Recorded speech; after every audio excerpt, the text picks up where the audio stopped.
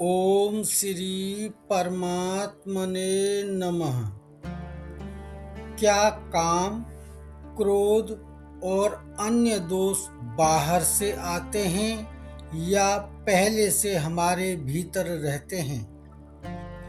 भगवान के सामने अपने दोष स्वीकार करना सही है या स्वयं को निर्दोष मानना? और जीवन में पूर्णतः निर्दोष कैसे बना जा सकता है? आइए स्वामी राम सुखदास जी महाराज के अमृत वचनों से इन प्रश्नों का समाधान समझते हैं। नमस्कार। प्रश्नोत्तर मणिमाला के दोष, काम, क्रोध आदि प्रकरण में आपका स्वागत है। आज हम जानेंगे कि दोषों का वास्तविक स्थान क्या है और उनसे मुक्त होने का सरल उपाय क्या है। यह चर्चा हर साधक के लिए अत्यंत उपयोगी है। पहला प्रश्न, दोष आते जाते हैं, फिर ऐसा क्यों लगता है कि वे भीतर ही रहते हैं?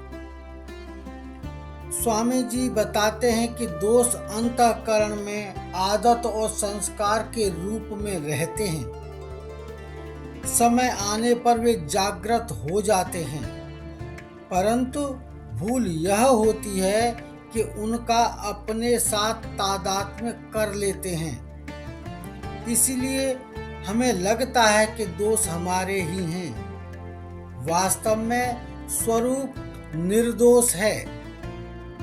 दोष स्वरूप में कभी नहीं होते। अगला प्रश्न,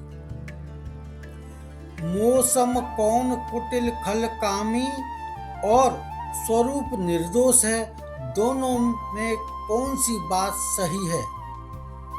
महाराज जी कहते हैं कि दोनों बातें सही हैं। ज्ञानी की दृष्टि से स्वरूप सर्वथा निर्दोष है।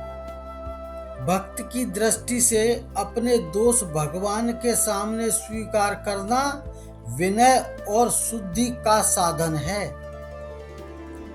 भगवान के सामने दोष रखना उन्हें बढ़ाना नहीं, बल्कि जलाकर समाप्त करना है।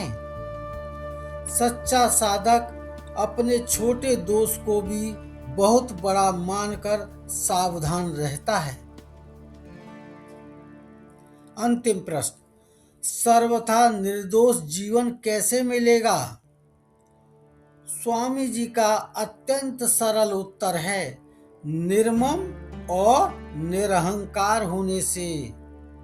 क्योंकि अहंता और ममता ही सभी दोषों का मूल घर है।